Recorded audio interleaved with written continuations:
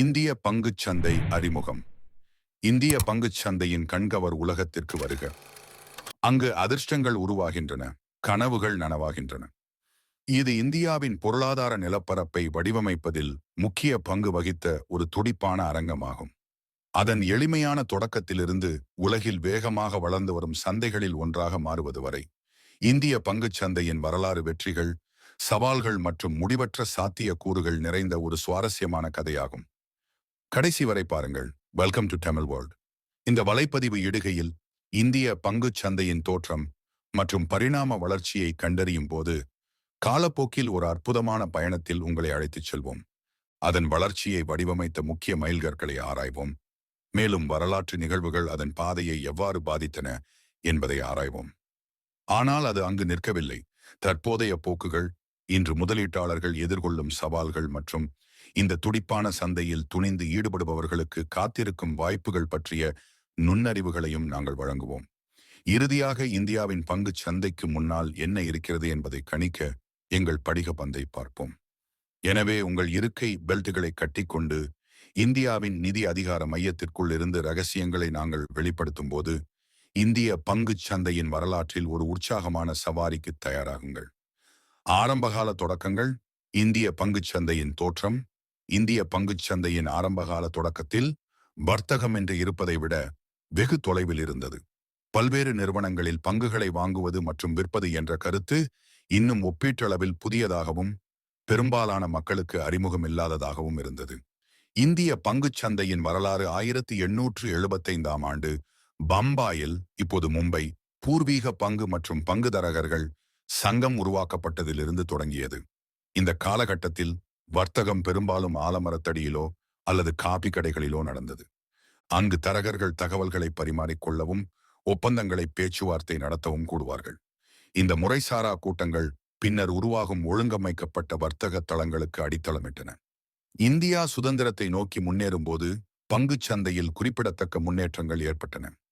1947ஆம் ஆண்டில் பிரிட்டிஷ் ஆட்சியிலிருந்து விடுதலை பெற்ற பிறகு இந்தியா பொருளாதார சவால்களை எதிர்கொண்டது.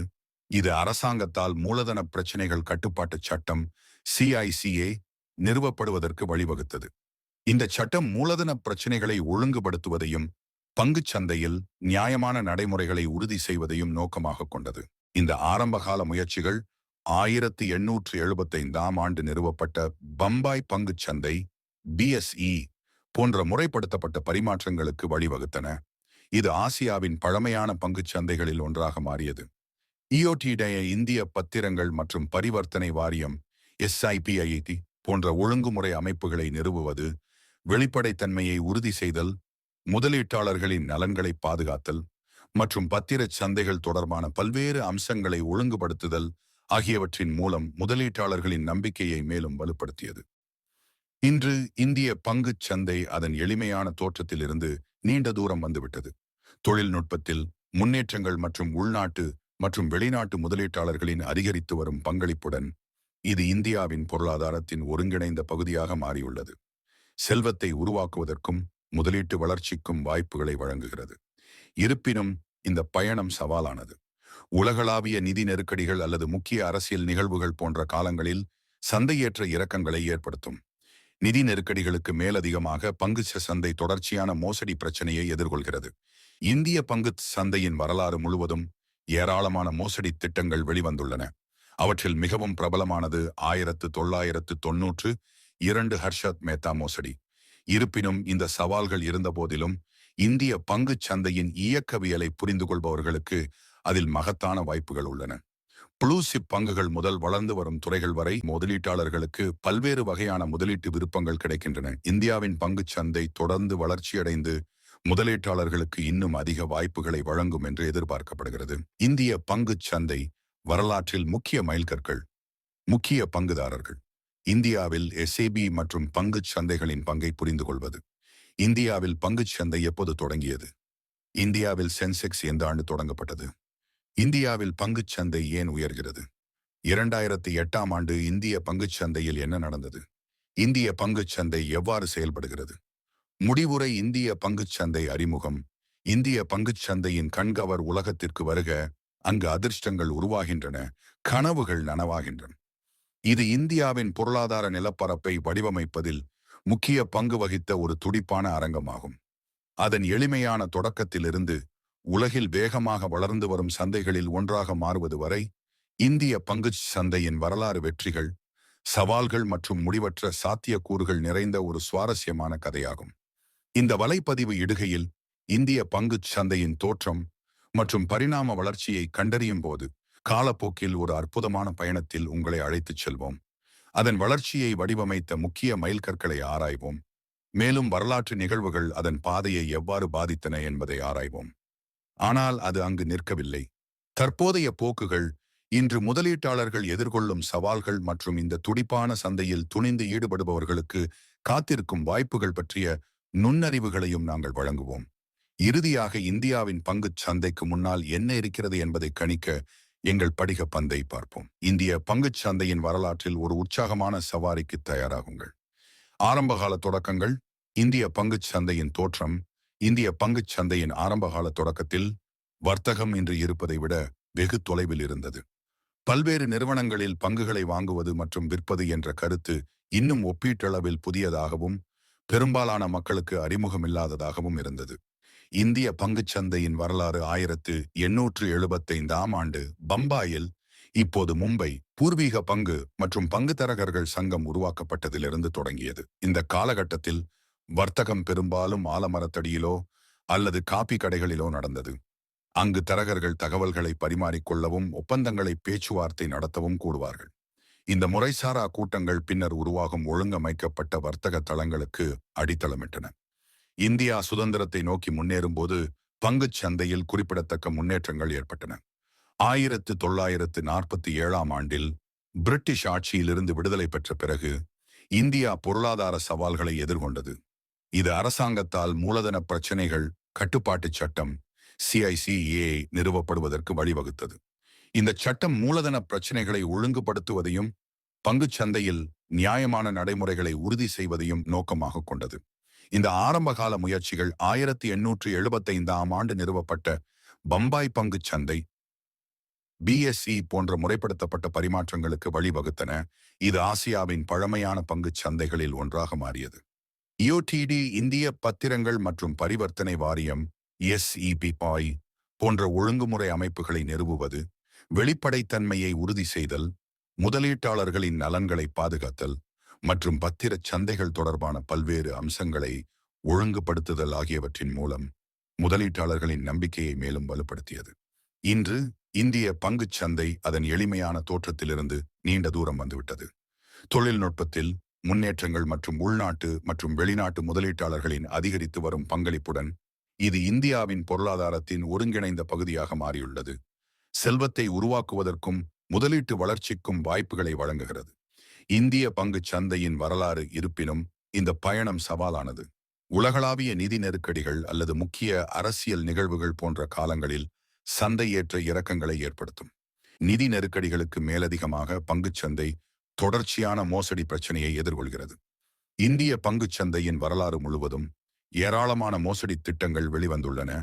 அவற்றில் மிகவும் பிரபலமானது 1992 ஹர்ஷத் மேத்தா மோசடி. இருப்பினும் இந்த சவால்கள் இருந்த போதிலும் இந்திய பங்குச் சந்தையின் இயக்கவியலை புரிந்து கொள்பவர்களுக்கு அதில் மகத்தான வாய்ப்புகள் உள்ளன. ப்ளூ சிப் பங்குகள் முதல் வளர்ந்து வரும் துறைகள் வரை முதலீட்டாளர்களுக்கு பல்வேறு வகையான முதலீட்டு விருப்பங்கள் கிடைக்கின்றன. இந்தியாவின் பொருளாதார வளர்ச்சி மற்றும் வரும் ஆண்டுகளில் முதலீட்டாளர்களுக்கு இன்னும் அதிக வாய்ப்புகளை வழங்கும் என்று எதிர்பார்க்கப்படுகிறது. இந்திய பங்குச் சந்தையின் பரிணாமம் ஒரு கண்கவர் பயணமாக இருந்து வருகிறது. அதன் வளர்ச்சியை வடிவமைத்த குறிப்பிடத்தக்க மைல்கற்களால் குறிக்கப்பட்டுள்ளது. எளிமையான தொடக்கத்திலிருந்து உலகின் வேகமாக வளர்ந்து வரும் சந்தைகளில் ஒன்றாக மாறுவது வரை இந்திய பங்குச் சந்தை நீண்ட தூரம் வந்துவிட்டது. இந்திய பங்குச் சந்தை வரலாற்றில் ஒரு முக்கிய மைல்கற்களில் ஒன்று 1875ஆம் ஆண்டு நிறுவப்பட்ட பம்பாய் பங்குச் சந்தை BSE ஆகும். இது தரகர்களுக்கான சங்கமாக தொடங்கி படிப்படியாக ஒரு முழுமையான பரிமாற்றமாக பரிணமித்து வர்த்தகம் மற்றும் முதலீட்டு நடவடிக்கைகளை எளிதாக்குவதில் முக்கிய பங்கு வகித்தது. இந்திய பங்குச் சந்தை வரலாற்றில் மற்றொரு குறிப்பிடத்தக்க மைல்கல் 1991ஆம் ஆண்டு இந்தியா பொருளாதார தாராளமயமாக்கலை தொடங்கிய போது நிகழ்ந்தது. திறந்த பொருளாதாரத்தை நோக்கிய இந்த மாற்றம் பங்குச் சந்தையை கணிசமாக பாதித்தது, வெளிநாட்டு முதலீட்டாளர்களை ஈர்த்தது மற்றும் பணப்புழக்கத்தை மேம்படுத்தியது. மின்னணு வர்த்தக தளங்களின் அறிமுகம் பரிவர்த்தனைகள் எவ்வாறு நடத்தப்படுகின்றன என்பதை மேலும் புரட்சிகரமாக மாற்றியது. இதனால் முதலீட்டாளர்கள் பங்கேற்க எளிதாக இருந்தது.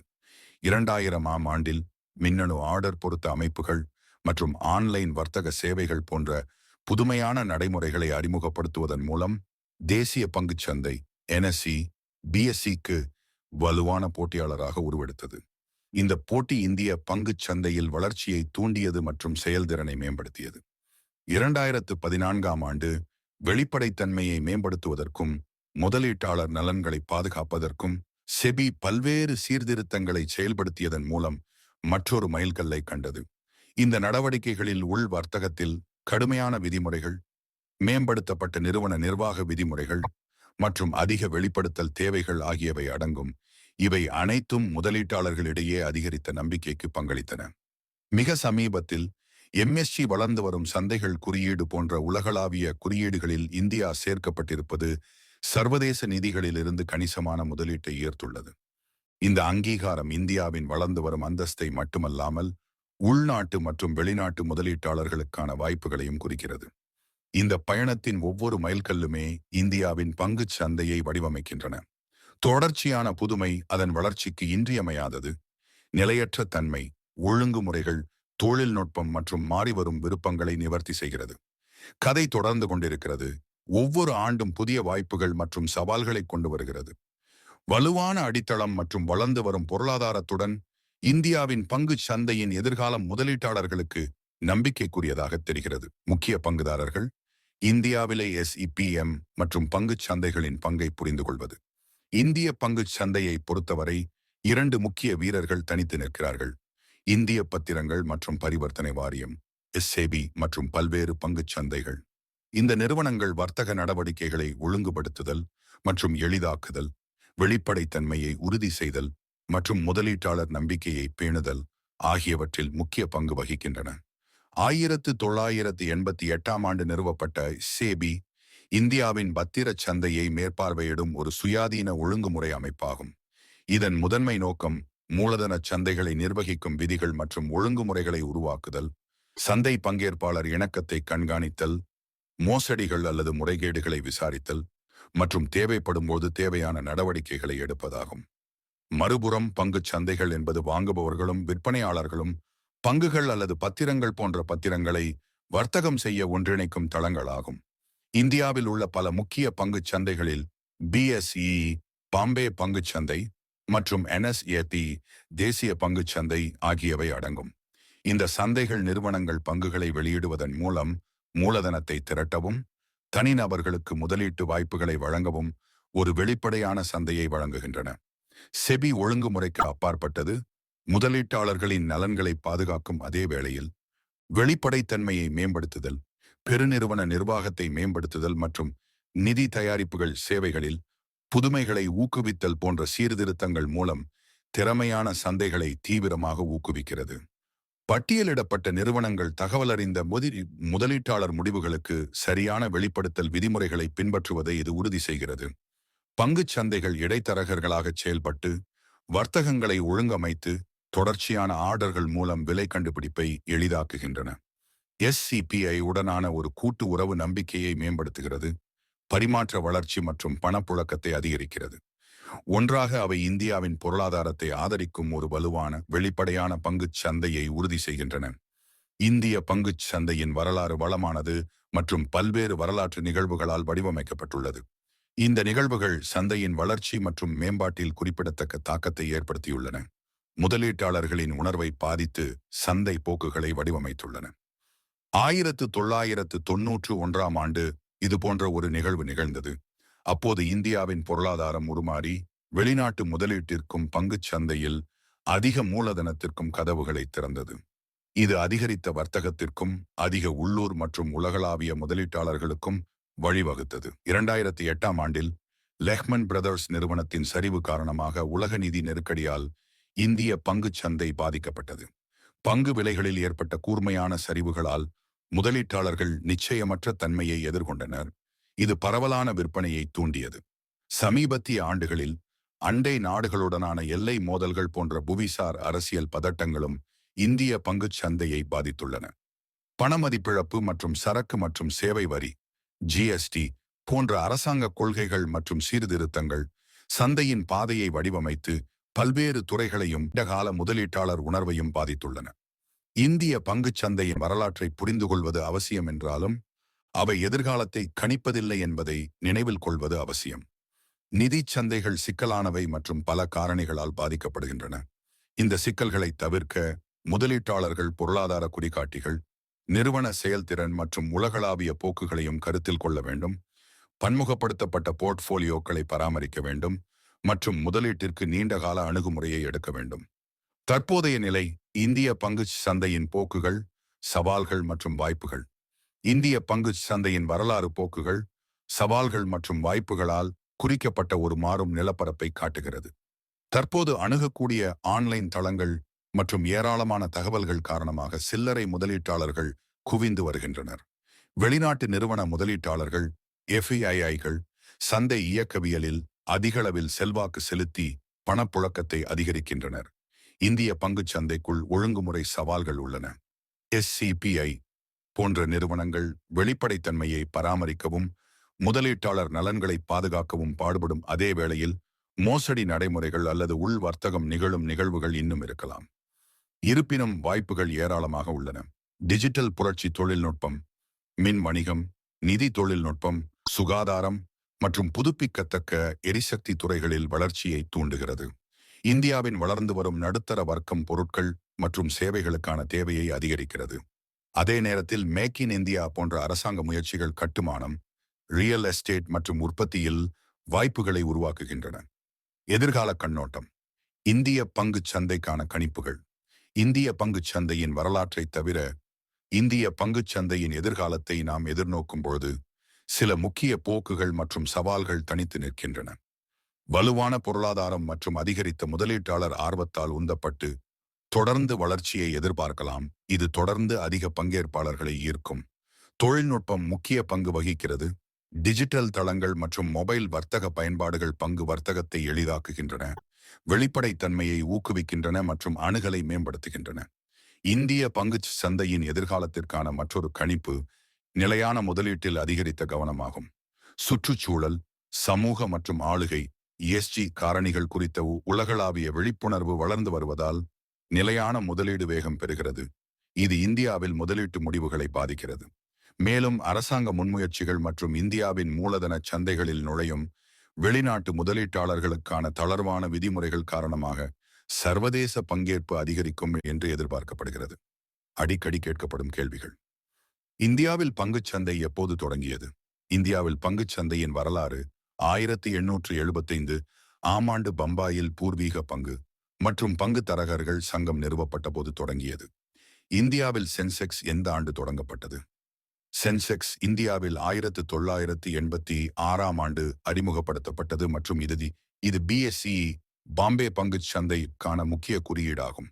இது BSEல் பட்டியலிடப்பட்டுள்ள 30 பெரிய நிறுவனங்களின் பங்குகளின் கூடையாகும். இந்தியாவில் பங்குச் சந்தை ஏன் உயர்கிறது? இந்தியாவின் பொருளாதார வளர்ச்சி மற்றும் அந்நிய முதலீட்டின் அதிகரிப்பு போன்ற காரணிகளால் இந்திய பங்குச் சந்தை உயர்ந்து வருகிறது. மேலும் கிராமப்புறத் துறையின் முன்னேற்றங்கள் குறித்து அவர்கள் நேர்மறையான பார்வையை கொண்டுள்ளனர். 2008ஆம் ஆண்டு இந்திய பங்குச் சந்தையில் என்ன நடந்தது? 2008ஆம் ஆண்டு அமெரிக்காவில் லெஹ்மன் பிரதர்ஸ் நிறுவனத்தின் சரிவு உலகம் முழுவதும் அதிர்ச்சி அலைகளை ஏற்படுத்தியது. மேலும் இந்திய பங்குச் சந்தையும் அதன் தாக்கத்திலிருந்து விடுபடவில்லை. சென்செக்ஸ் 9000 என்ற குறைந்தபட்ச புள்ளிகளுக்கு சரிந்தது. இது அதன் முந்தைய அளவான 20,000இலிருந்து குறிப்பிடத்தக்க சரிவாகும். இந்திய பங்குச் சந்தை எவ்வாறு செயல்படுகிறது? இந்திய பங்குச் சந்தையில் 2 முக்கிய பரிமாற்றங்கள் உள்ளன: NSE மற்றும் BSE. இங்கு நிறுவனங்கள் தங்கள் பங்குகளை வர்த்தகத்திற்காக பட்டியலிடுகின்றன. வர்த்தகர்கள் இந்த பங்குகளை வாங்கி விற்று விலையேற்ற இறக்கங்களிலிருந்து லாபத்தை பதிவு செய்கிறார்கள். இந்திய பங்குச் சந்தையின் வரலாறு 19ஆம் நூற்றாண்டிலிருந்து உலகின் மிகப்பெரிய மற்றும் மிகவும் துடிப்பான சந்தைகளில் ஒன்றாக இந்தியா மாறியதற்கான இந்தியாவின் பொருளாதார பரிணாம வளர்ச்சியை பிரதிபலிக்கிறது. செபியின் ஸ்தாபனம் மற்றும் பல பங்குச் சந்தைகள் போன்ற முக்கிய மைல்கற்கள் வெளிப்படைத்தன்மை மற்றும் முதலீட்டாளர் பாதுகாப்பை உறுதி செய்யும் வலுவான ஒழுங்குமுறை கட்டமைப்பை உருவாக்கியுள்ளன. பொருளாதார சீர்திருத்தங்கள் மற்றும் உலகளாவிய நெருக்கடிகள் உள்ளிட்ட வரலாற்று நிகழ்வுகள் சந்தை போக்குகளில் தாக்கத்தை ஏற்படுத்தியுள்ளன. இந்திய பங்குச் சந்தை தொடர்ந்து விரிவடைந்து வருகிறது. தொழில்நுட்பம் சார்ந்த தளங்கள் சில்லறை முதலீட்டாளர்களுக்கு முதலீட்டை மிகவும் அணுகக்கூடியதாகவும் திறமையானதாகவும் மாற்றியுள்ளன. எதிர்காலத்தை பார்க்கும்போது தொழில்நுட்பம், நிதி தொழில்நுட்ப தொடக்க நிறுவனங்கள் மற்றும் டிஜிட்டல் நாணயங்களால் இயக்கப்படும் புதிய போக்குகள் மற்றும் வாய்ப்புகள் வெளிப்படுகின்றன, மேலும் வளர்ச்சிக்கு உறுதியளிக்கின்றன. இந்த பதிவு உங்களுக்கு பிடித்திருந்தால் உங்கள் நண்பர்களுக்கு ஷேர் அண்ட் லைக் மற்றும் சப்ஸ்கிரைப் செய்யுங்கள். Thank you watching this video.